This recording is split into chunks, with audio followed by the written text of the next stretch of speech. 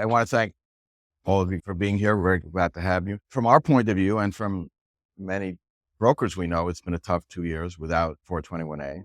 New housing starts dropped something like 97% from the prior year. The 3% probably represents condominiums and affordable housing that don't require 421A. So basically nothing was happening the past couple of years. We have 3 new statutes that we're going to talk about. First is a 421A extender, which extends the completion date under old 421A.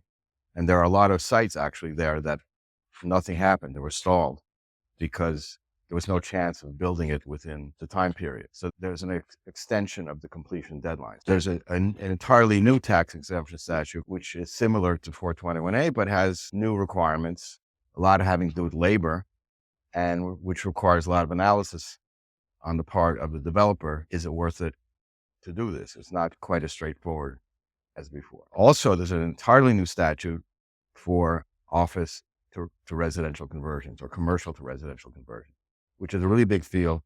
We're handling 2 projects that are like 1 million square feet each, office to residential. They're going to be rentals. Some people are talking about split buildings, condo rental, because try to recoup some of the investment. We expect to see a lot of that.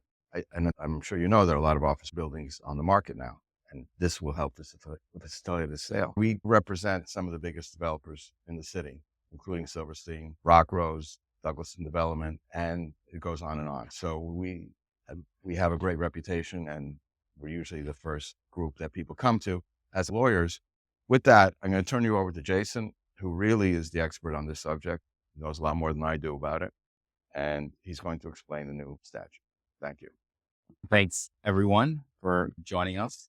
As Alvin said, I'm going to go over the 3 new statutes that were recently enacted, the extension of the deadline to complete construction under 421A, the 485X statute, which replaces 421A, and then 467M, which is the office to residential conversion statute.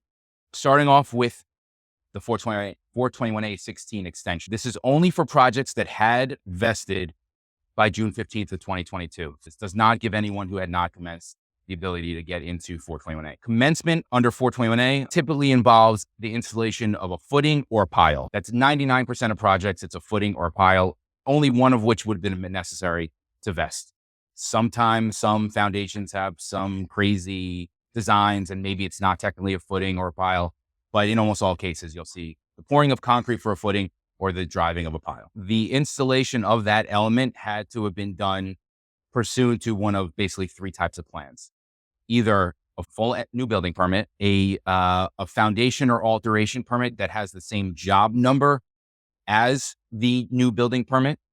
So you would have filed a foundation permit and a new building permit separately.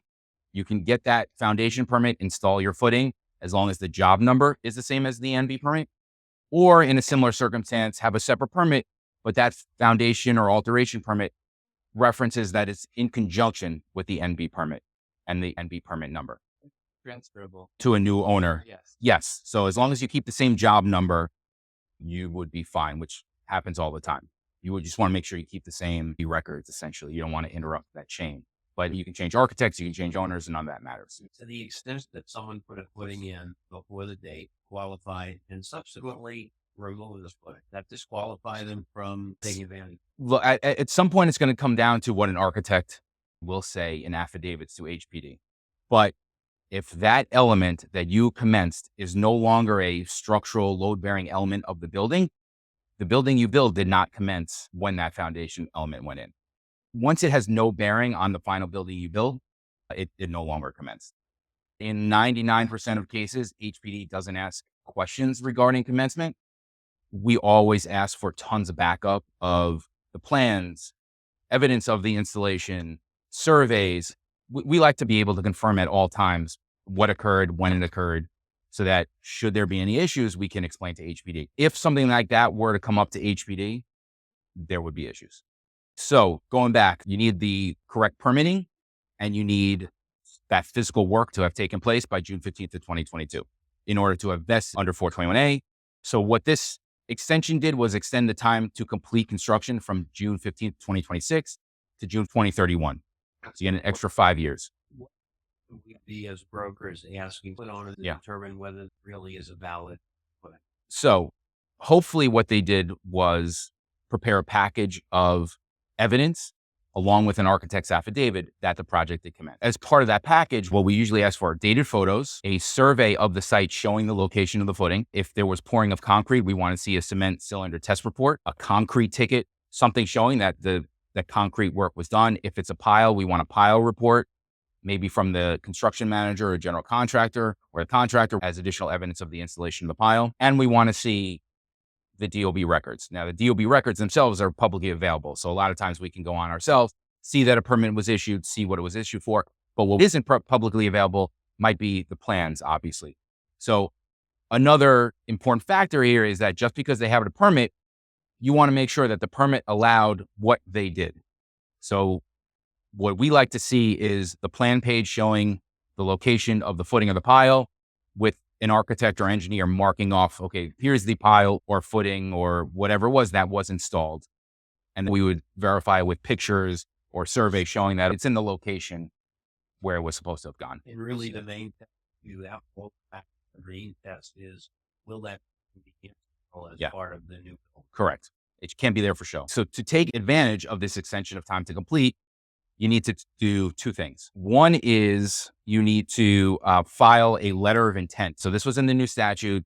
What HPD is asking for are for any project that needs the extension of time to complete, that intends to file a 421A application, you submit this letter of intent. It's an online form that HPD promulgated, and you have to enter some fairly basic information about the project, who owns it, when did you commence construction, what's your BIN number, things of that nature.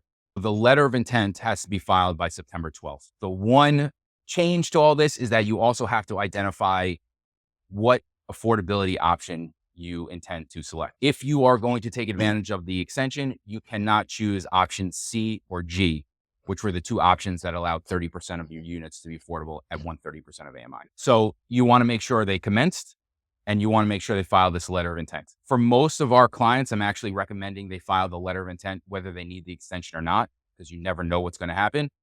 And an important fact regarding the letter of intent is that it is not binding on the project. So if you file a letter of intent and you say option B, but you complete construction by June 15th of 2026, you can go back to option C. 421A projects require affordable housing, and you have to market these affordable units through HPD. Before you can begin your affordable marketing, you must submit what they call a workbook to HPD, where you give them your affordable unit mix, the locations of the affordable units, what the rents will be, so that they can then take that to HPD marketing and begin the marketing of the unit. So once you have an approved workbook and you start your affordable marketing, you are prohibited from changing your affordability option. We're going to take the inclusionary housing out of it for a second because that may layer on additional requirement. But for 421A, basically there are two requirements you need to worry about. One is a proportional unit mix, or what we call the two-bedroom test. 50% of the affordable units are two bedrooms, and no more than 25% are studios. So you have to have proportionality or this two-bedroom test. Either one is okay. And second, no more than 70% of the units on any floor can be affordable. A lot of people want to know if HPD might have an exception or might take certain factors into account. But what we're talking about right now is all statutory. So unless the state enacts something that's going to give some sort of exception, HPD has no power. The city on its own has no power to do anything about it. In Jason, we took these horror stories of how the affordable component, each free market component of the building gets in 6 months. Yeah. And out of the affordable units, at least 3. Why is that process so common? There are two reasons for that. By the time they get applicants and approve them and go through all of the processes that they need to go through and check all the boxes, it can be a long time. One of the other main reasons for a delay, though, is because of the AMI levels. We're talking about option C, which is 30% of the units at 130% of AMI. 130% AMI units are very tough to lease up in general. Everyone loves the rent you're going to get, but very tough to lease up for a number of reasons. One, in many areas, it's at or close to market rent. So no one is going to go through the application process to pay the same rent as the unit next door. The one thing I would say to that is these affordable units are stabilized, whereas a lot of the market rate units aren't. You're trying to get these people to apply. And so you have to be very aggressive in your marketing when you're trying to convince people to submit these applications. By lower AMIs, you're going to have tens of thousands of applications, and those are going to get leased up with no problem. But the horror stories really are about the higher AMI units and the 130% AMI units. So the other factor, though, is 130% of AMI being not a bad salary. And so those people or families at the 130% AMI income level may not even realize that they're eligible for an affordable apartment, and trying to get a sufficient number of applications from 130% AMI tenants can be difficult. They don't realize that they're eligible. There are some marketing agents who are better than others, and they will have an aggressive push to try to entice more applicants. The entity or the organization that's going to market the affordable units has to be approved by HPD. So some of them can do both, but not all of them. Depending on where the project is, we often recommend to the client that they discount the 130 AMIs if they want to be able to lease them up in any time frame.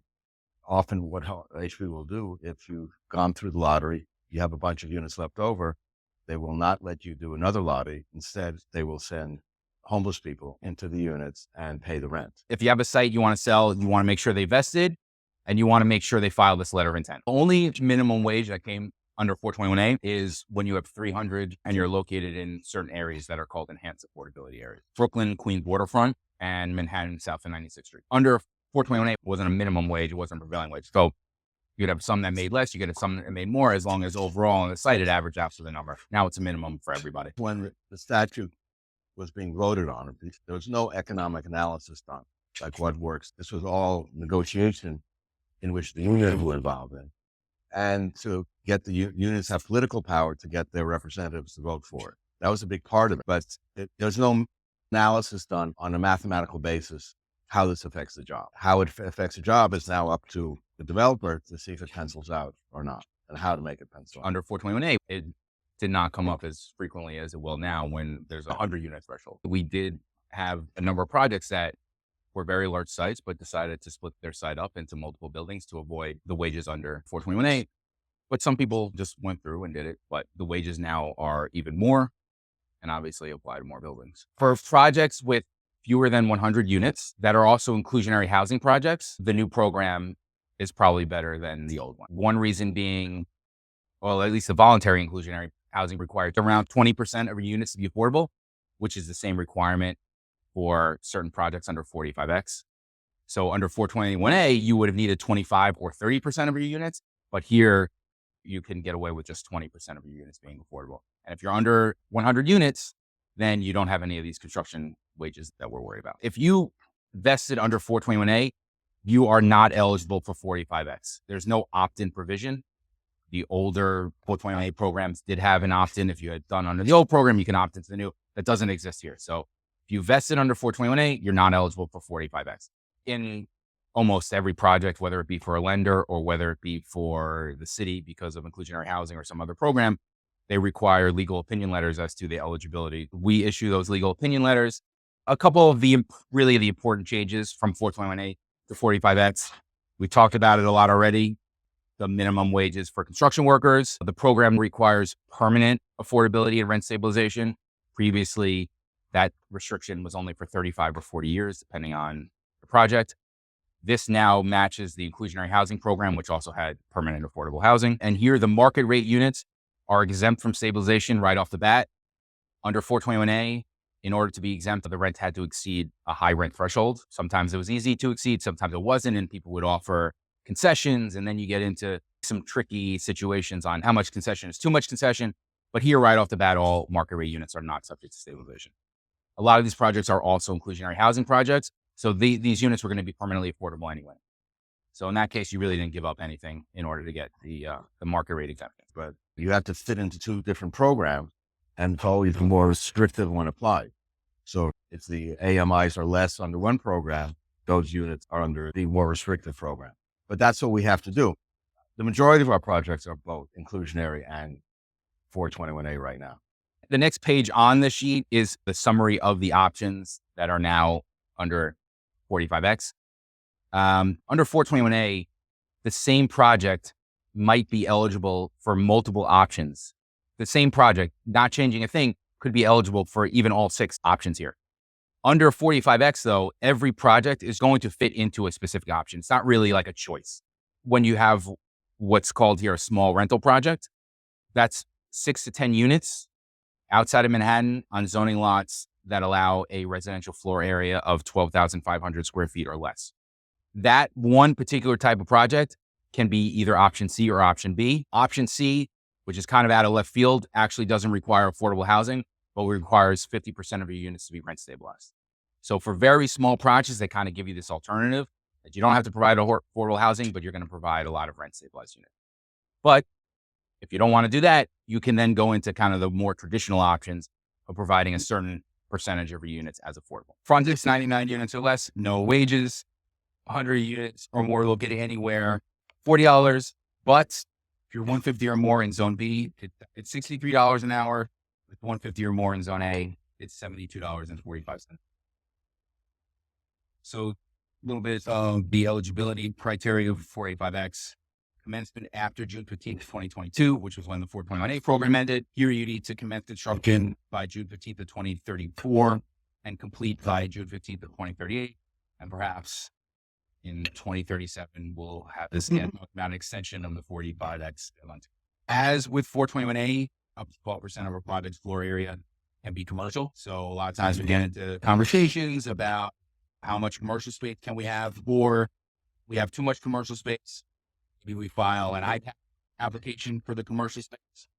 ICAP is the Industrial and Commercial Abatement Program, and it provides property tax benefit for non-residential construction, whether it be an office building, a hotel, a completely non-residential building, or what happens when you have a mixed-use building, maybe the commercial component or the commercial component gets ICAP, while the residential component gets 421 or will get 485X.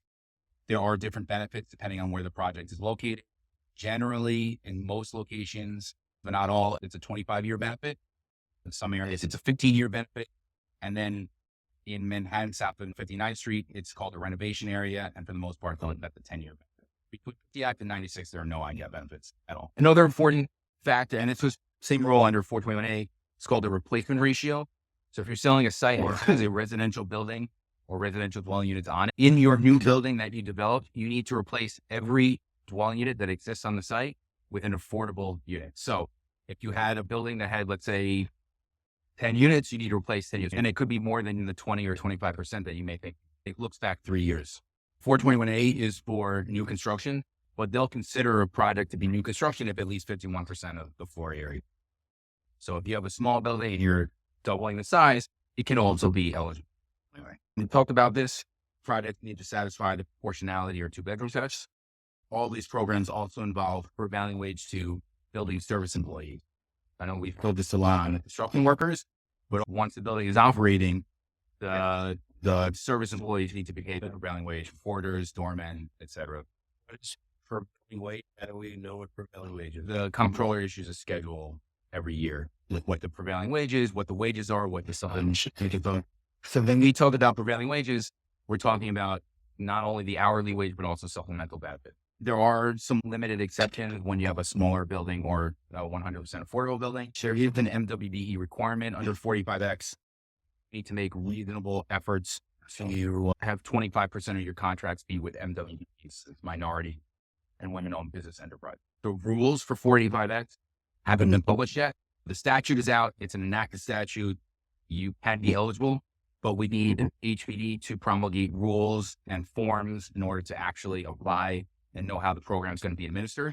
So some of these things, like what does reasonable efforts mean? We don't really know that yet. And presumably once HPD enacts rules, we'll have a better idea of what you need to do in order to satisfy the ICAP program, which I talked about, requires the solicitation of MWBs as well. So we're pretty familiar with going to the website, looking up contractors that do work in a certain area and soliciting them. It's only a requirement in ICAP to solicit, not to enter into any contracts. Here, you're supposed to make reasonable efforts to actually contract with these FW. But again, we don't know what reasonable effort means. Will it just be going to the website and soliciting? Will it be more than that? We don't know yet. Bringing up the rear here. Section 467M.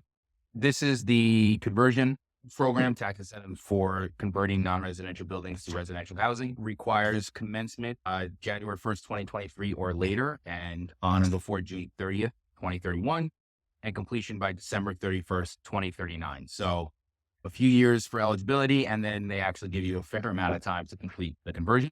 The benefits that you get are going to, again, be dependent upon the location of the project and when you get your permit that allows the conversion to take place. The program requires 25% of the units to be affordable at an average of 80% of AMI, and at least 5% of the units being at 40% of AMI. It has to be for rental housing, so there's no home ownership option here. One of the characteristics of all these programs is you can subdivide the building into condominium tax lots, and then you go by condominium tax lots. So you could have a rental portion and a home ownership portion, and a retail portion, or whatever the case may be. Here, the qualification for being an eligible building is that at least 90% of the pre-existing building has to be non-residential. So there is an open question, and it's how much of a building do you need to convert in order to be eligible for this program? We have a number of buildings that converted under the old 421G program, but maybe it retained an office component to it, and several floors of office housing, and the rest being residential. And now they want to convert that remaining office portion to residential, with no rules being enacted here to see how HPD is going to define certain terms and how they're going to run the program. There's a little bit of an question on whether or not that kind of conversion for a small portion of an already predominantly residential building would qualify for the conversion. If you have a full office building that you're looking to convert, no problem, whether you're converting all or a portion of that building. But when a building already has residential space in there, can we do it? Like 45X, the affordable units in the program are going to be permanently affordable and rent stabilized. Market rate units are not subject to any stabilization. The process and the requirement, from what we're being told by the city, will mirror 421A and 45X as much as possible, meaning proportionality, 70% on a floor distribution. Again, we don't have rules and we don't have any kind of prior programs really to base knowledge off of, but what we're being told is it's going to mirror 421A as much as possible. I think to read, this is our discussion of the HPD and the mayor's office. One of the things that they are working on is an FAQ document, try to hopefully answer some of the questions. The program has been enacted, but some of these details are not firm yet. Right now, I'm giving you what is enacted. So it's 70% distribution test that's one item where that's a 421A rule. It doesn't technically exist for 45X. It doesn't technically exist for 467M yet, but the city's intention is to keep everything as consistent as possible. So you start off with 2.2, maybe it goes to 3 million next year, maybe it goes to 4 million in there. You're paying 10% of whatever that number grows to. 421A, 45X, that stays static for the majority of the benefit period. Here it won't stay static. You're getting a 90% exemption, but as that tax grows, so you're paying. The 421A we call a mini tax because that's a set number. Here, the industry hasn't come up with a term for it. In a 421A, you don't want to get stuck with a higher base. And that's some of the difficulties we see when you're selling vacant land. It's much easier. You have a very low tax base for 421A.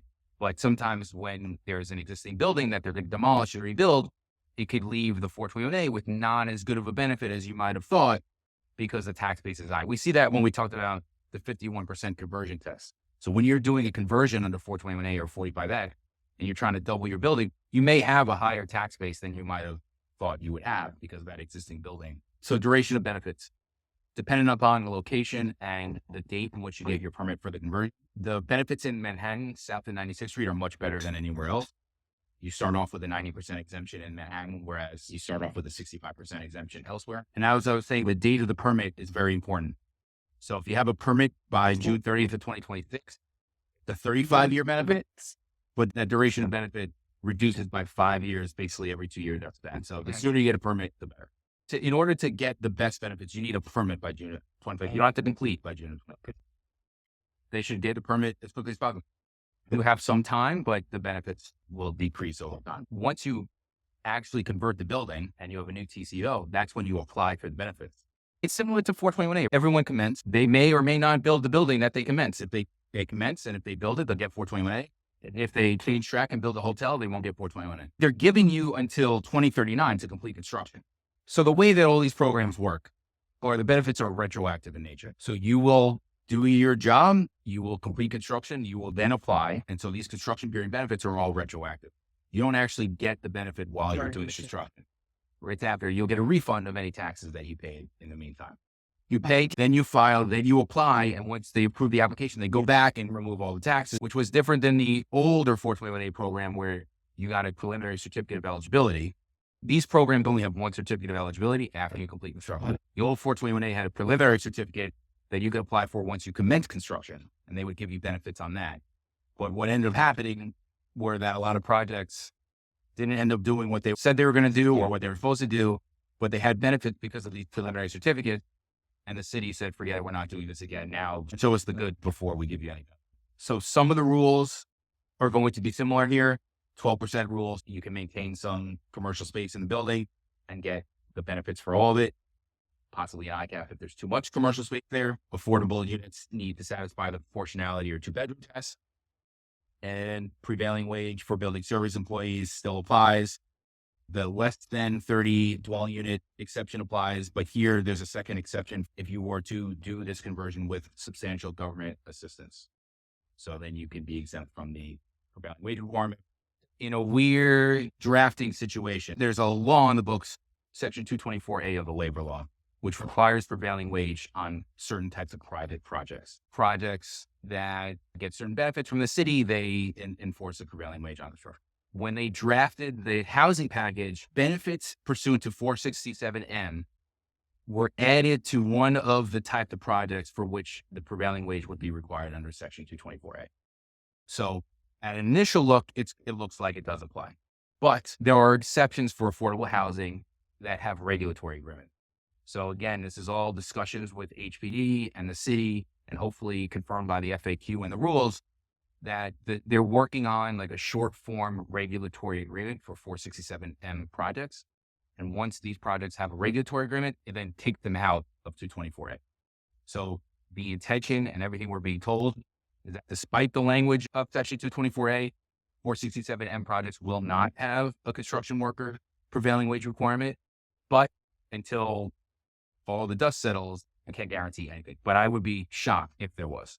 There's an open question as to how much of an expansion would be allowed. The J51 program had the opposite of 421A, whereas for 421A, if 51% of the building was new, you can get 421A. J51 was the opposite, whereas if at least 51% of the project was old, you can get J51 benefits.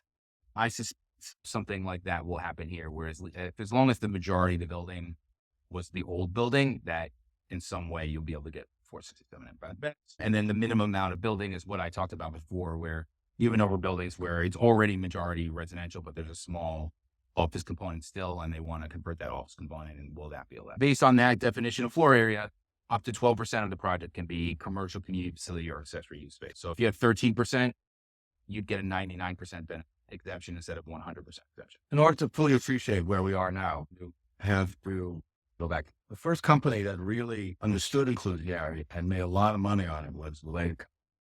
They were in the business of doing 80-20 in the city, where it was possible to get bond crash 20% of the building, which in itself was a home run because they got low income financing for the entire building, only 20% with low income. And they did more of it than anybody else. From the de Blasio administration, that ended. From then on, could only do 100% affordable to get bond.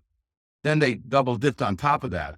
They realized that they could also make their low income use inclusionary and their ability in R10 zone.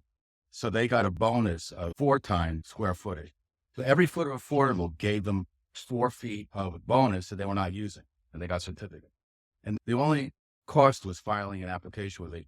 And that was the first wave. It only applied in R10 zone. You could only use it in an R10 zone. About that time, after they had broken ground of that industry, I got into inclusionary housing. And I said, my jurisdiction is from 14th Street to 96th. That's where I'm working. The avenues, that's where all the R10. I knew maybe when I know Saul Orchard, passed away recently. He was a client of ours. He was an admirer of what Related did, and he wanted to get in the same business. Except he took it a different way. It was already getting too late to do the 80-20.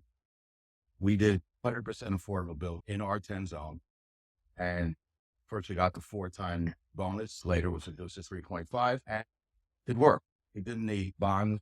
He privately financed it because the multiple was so good. You made a lot of money on selling the era. Then that business came to an end because the city had not allowed not-for-profits to get into the business by just fixing up their already regulated buildings. And they would get a 1.25 bonus, which pretty much killed anybody else who still had certificate to sell, because Not-for-profits had no cost basis. They could sell for whatever they could get for it. At some point, we were getting close to $500 a foot on like 57th Street. That was the highest prices ever. Not-for-profits could come in and sell for $300 a foot, $250 a foot. So that business was over. Then at the end of the Bloomberg administration, they had a new type of inclusionary designated zone, not R10. And the zoning bonus, again, is voluntary. You don't have to do it, but if you want to do it, you need the 1.25 zoning bonus for building on site. You could do off-site if you wanted to, but it didn't make a whole lot of sense for 1.25. You got it in your building. So if you did 20% affordable, you got 33% zoning. That's about the way it worked out. Again, this is all voluntary. We don't have to do it or not. In the de Blasio administration, a new concept was mandatory. What they first did was upzone an area, take away constitutional issue that they're not giving you away. They gave you an upzoning, but you had to have inclusionary in order to get a building baked into the, so it's no longer optional. This is what you have in Gowanus, mandatory. Soho is mandatory. And some developers want to do a condo. How are they going to do a condo? Tough to do a condo, 25% affordable. We have done affordable co-op and condos in different scenarios. There was a 421A program that you could do affordable condos, but the AMIs were it's a middle class program. It wasn't intended to be for low income, and it really worked well until they ended the program.